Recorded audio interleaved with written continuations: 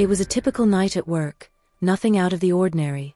I'd been delivering pizzas for a while, and I'd gotten used to the late shifts and weird customers.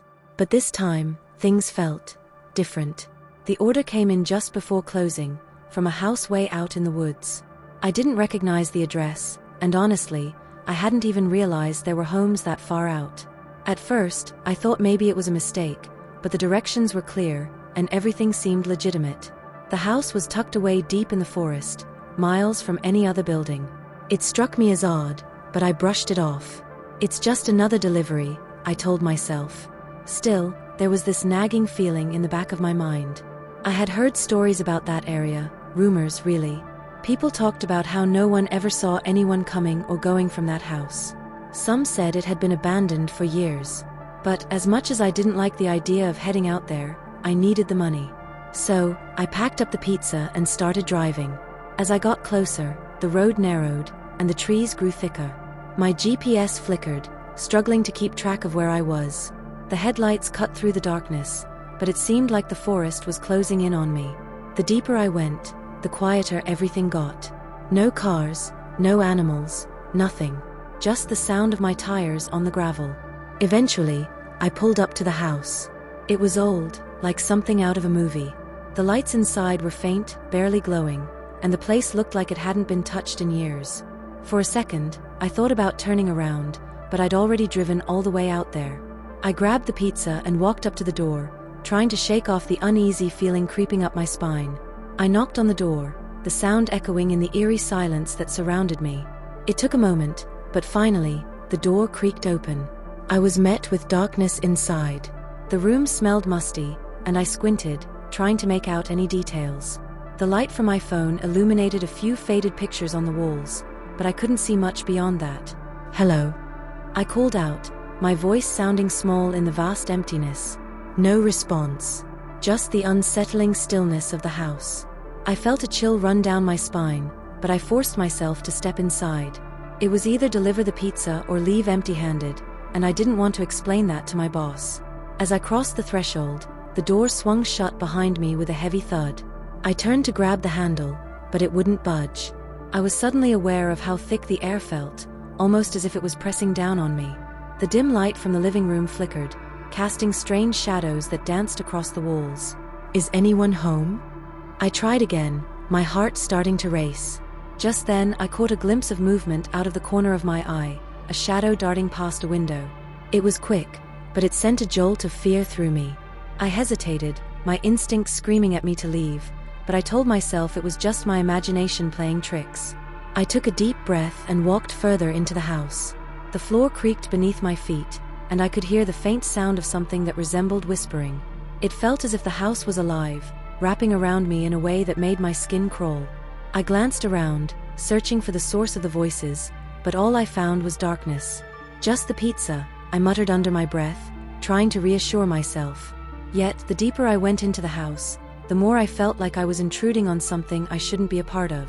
As I ventured further into the house, I noticed how everything seemed frozen in time. Dust covered the furniture, and the air was thick with an unsettling stillness. The faint whispers grew louder, wrapping around me like a fog. I strained to catch a word, but they were just out of reach.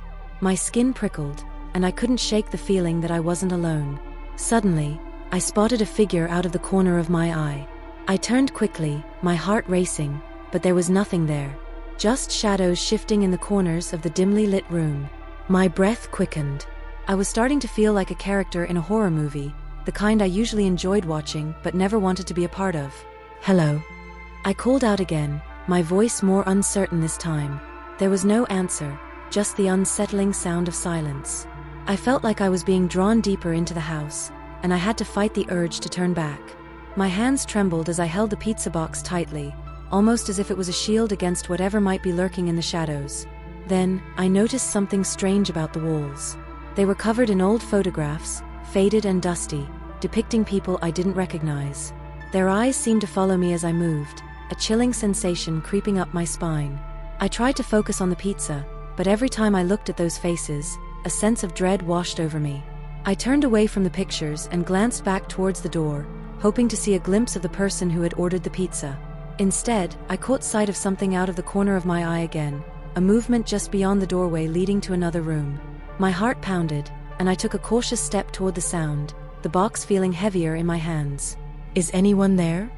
I asked, my voice barely above a whisper. The whispers intensified, as if the house itself was responding, urging me to leave. And just like that, I felt an overwhelming sense of fear settle in my stomach. Something wasn't right, and I could feel it in my bones. In that moment, panic surged through me. I turned to retrace my steps back to the front door, but it felt like the hallway had stretched impossibly long. My feet moved faster, the pizza box slipping from my grip and crashing to the floor. The sound echoed through the silence, and I could feel the weight of the house pressing down on me. As I reached the door, I grabbed the handle and yanked it hard, but it wouldn't budge. The door felt locked, as if it had a mind of its own. My heart raced as I banged on it, shouting for help. I was shouting now, not just asking. "Let me out. Please." But all I heard in response was the increasing volume of those whispers, swirling around me like a storm. I turned back toward the darkness of the house, a sense of dread washing over me. The shadows seemed to grow thicker, and I could swear I saw movement in the corners of my vision. I took a step back, my instinct screaming that I needed to get out, and I started running down the hallway. I dashed through doorways, finding nothing but empty rooms and old furniture. Each room felt colder than the last, as if the air itself was warning me to turn back. I could hear footsteps behind me, soft, almost silent, but growing closer. I didn't dare look back. I could feel my breath quickening, my legs pumping as I searched for another way out. Finally, I found a door at the end of the hall, slightly ajar. I pushed it open and stumbled into what appeared to be a kitchen, but it was dark and cluttered. I could hear the whispers now, clearer than before. They were almost beckoning me to join them, to stay. With no other option, I dashed to the back of the kitchen, looking for a window. Just as I reached it, I heard a creak behind me, and my blood ran cold. I turned slowly, and the shadows coalesced into a figure standing in the doorway, blocking my escape. The figure seemed to shift and sway, almost as if it were made of smoke. My heart dropped as I realized I was truly trapped. I took a deep breath, trying to muster every ounce of courage I had left. "Get away from me," I shouted, backing away until I felt the cool surface of the window behind me. In that moment, I felt the fear crystallize into sheer panic. I pressed against the window, searching for a way out, but the figure loomed closer, its features obscured by the shadows. The whispers intensified, almost as if they were urging me to surrender, to accept whatever fate awaited me in that house. With a sudden burst of adrenaline, I lunged for the window. I yanked it open, the old wood creaking in protest, and without thinking I climbed through, ignoring the jagged edges that grazed my arms. I fell into the cool night air, the scent of damp earth filling my lungs as I hit the ground. I scrambled to my feet and took off running into the forest, branches scraping my skin as I pushed through the underbrush. I could hear the whispers fading behind me, but I knew I wasn't safe yet. I kept running, my heart pounding as I dodged trees and tangled roots, desperately trying to put distance between myself and that house. Eventually, I stumbled onto the dirt road. My car was parked at the edge of the forest, a beacon of safety in the darkness. I sprinted toward it, not daring to look back. As I reached the door, I fumbled with the keys, my hands shaking so violently that I could barely get them in the lock. Finally, I got the door open, and I dove inside, slamming it shut behind me. I locked the doors and took a moment to catch my breath. I glanced back at the forest, my heart still racing. I was finally out, but the unsettling feeling lingered in my chest. As I started the engine, I looked in the rear-view mirror. That's when I saw it, the pizza box still sitting in the back seat, untouched. I turned to grab it, and to my horror, a handwritten note lay on top. "You haven't delivered what they wanted." A chill ran down my spine. I quickly drove away, the headlights cutting through the darkness as I put miles between myself and that house. The whispers echoed in my mind, and I couldn't shake the feeling that whatever had happened back there wasn't over. I may have escaped physically, but a part of me knew that I would never truly be free from the memories of that night, or from whatever it was that waited for me in the shadows. I still remember how excited I was on my first day at the snack stand. It wasn't the most glamorous job, but it was a paycheck, and I needed it. The stand was in a quiet spot on the edge of town, near an old industrial area that didn't see much foot traffic at night. Perfect for those who just wanted a quick snack without the hassle of crowded places. As I walked up to the stand, the manager was already there, leaning against the counter. He gave me a quick nod, not the friendliest greeting, but I shrugged it off. I was more focused on getting the hang of the job. "First day?" he asked, wiping his hands on a rag. "Yeah, I'm replacing the last guy, right? What happened to him?" I asked, trying to make small talk. The manager's face shifted slightly, like he wasn't sure how to answer. "He just left," he said, a little too quickly. "People come and go all the time. Don't worry about it." I nodded, though something about the way he said it felt off. But I wasn't about to question it on my first day. The shift started slow, just a couple of people stopping by for drinks and snacks. I took orders, made small talk, and got comfortable with the routine. As the evening went on, I started noticing some weird things. The lights around the stand weren't bright enough, casting long, eerie shadows across the street. And every time I looked up from the counter, I had the strangest feeling that someone was watching me. But when I looked around, the street was empty. Just me and the dim glow of the streetlights. At one point, I found something odd tucked in the corner of the stand, a wallet. It looked worn, like it had been there for a while.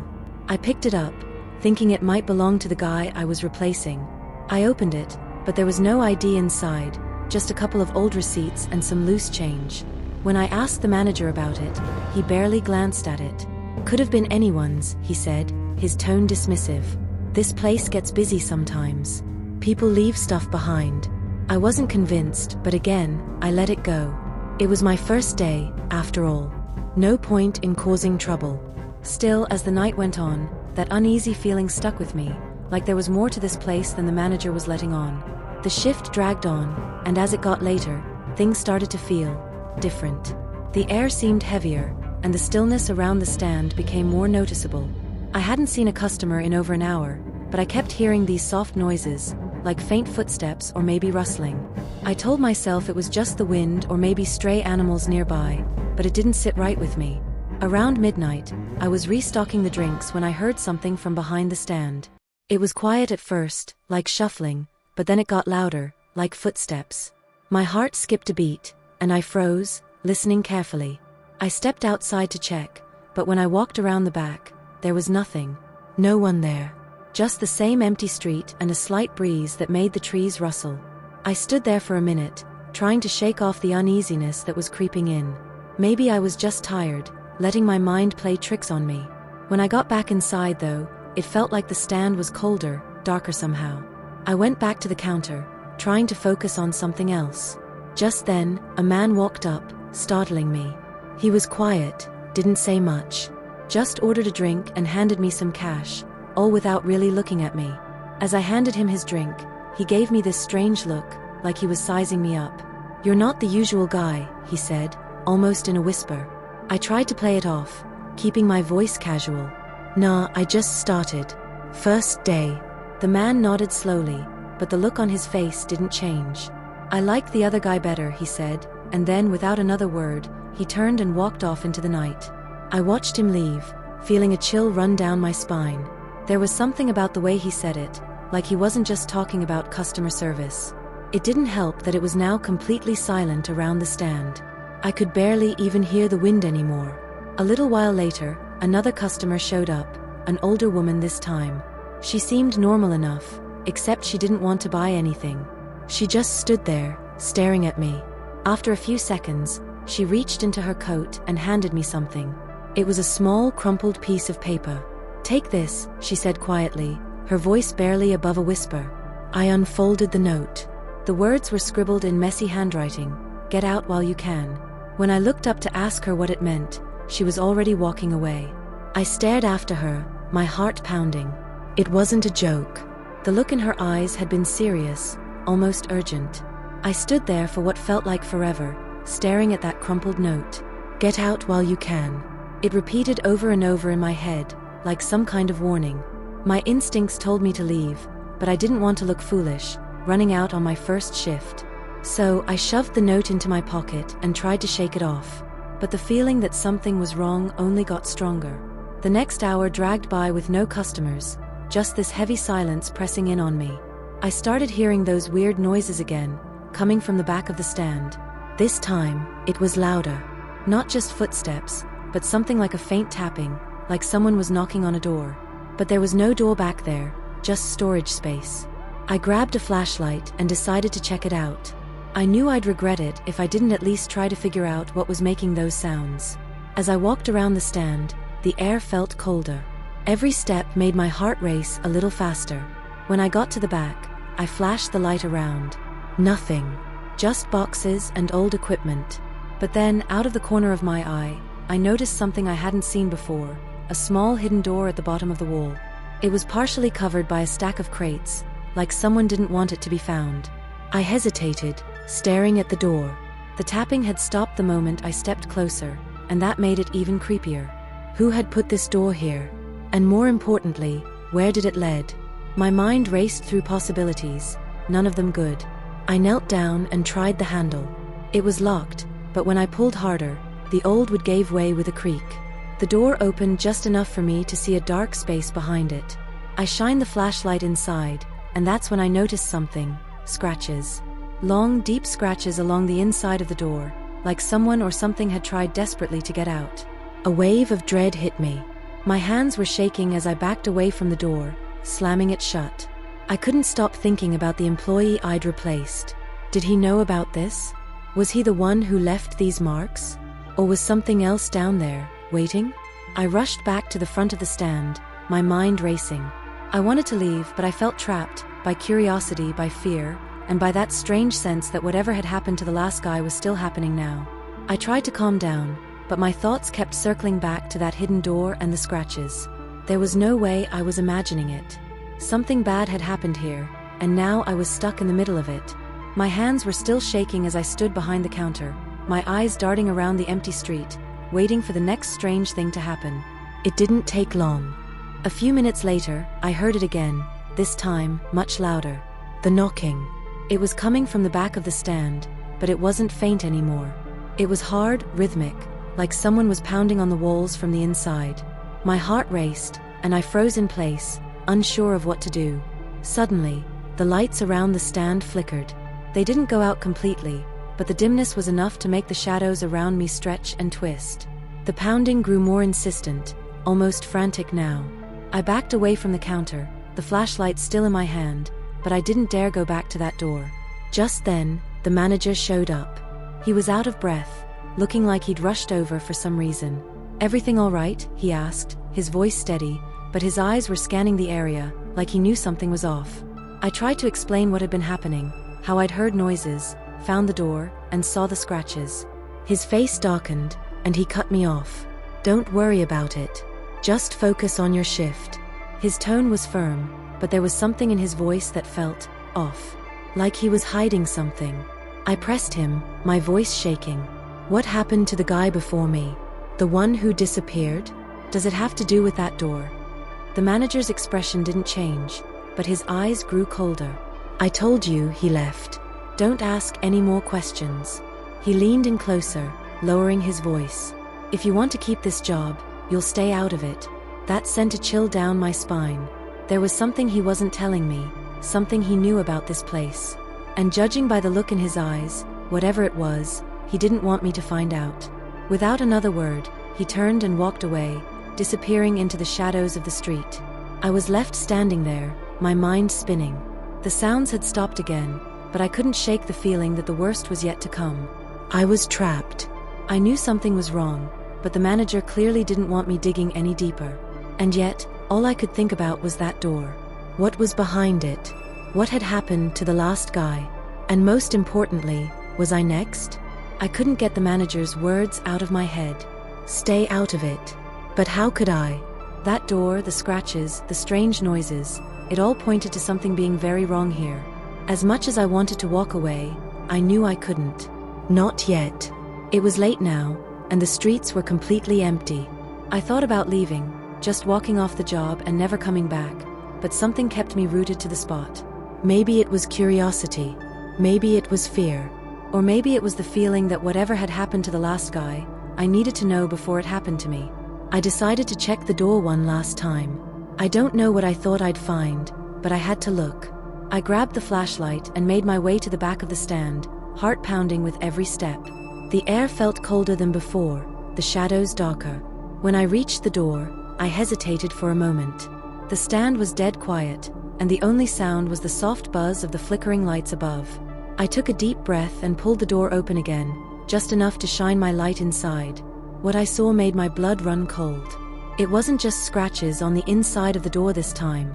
There was something on the ground, half buried in the dirt and dust. At first, I thought it was just old trash, but when I moved closer, I realized it was a shoe worn dirty and half buried in the floor. A shoe that looked like it had been there for a long time. My stomach dropped. This wasn't just some random lost item. It belonged to someone. Maybe to the guy who disappeared. Before I could process what I was seeing, I heard it again, the pounding.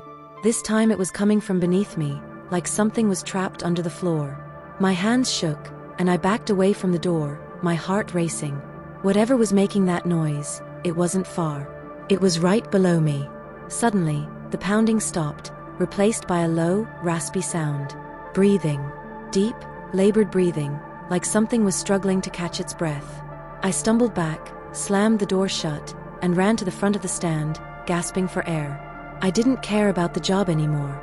I didn't care what the manager said. I grabbed my stuff and bolted, running as fast as I could down the empty street, not looking back. As I reached my car, I glanced over my shoulder one last time. The stand looked the same as ever, but I knew better now. Whatever had happened there, whatever was behind that door, wasn't something I wanted to understand. I never went back to that place. And I never found out what really happened to the guy I replaced.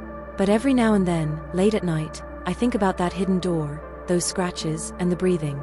And I wonder if someday someone else will take that job, hear those same noises, and make the same mistake I almost did, staying long enough to find out the truth.